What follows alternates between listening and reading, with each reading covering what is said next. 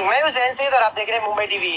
जैसा कि हम आपको लगातार दिखा रहे थे खबरों में किस तरीके से यात्री ट्रेन में चढ़ने की जल्दबाजी कर रहे हैं, इसी तरह से यात्री चढ़ने के चक्कर में लगातार यात्रियों के बीच हाथापाई हो रही है, झगड़ा हो रहा है। हम आपको ऐसा वीडियो भी दिखा रहे हैं किस तरीके से यात्री लगातार चढ़ने का प्रयास कर रहे हैं।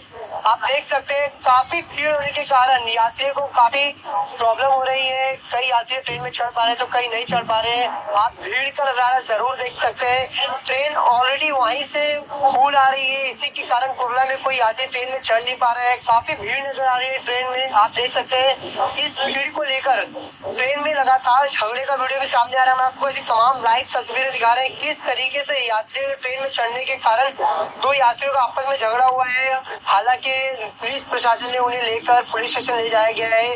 पुलिस आगे की कार्रवाई करेगी, मगर ऐसे में एक सवाल जरूर खड़ा होता है। मुंबई की लाइव लोकल ट्रेन एक बार फिर से बारिश के कारण प्रभावित नजर आ रही है।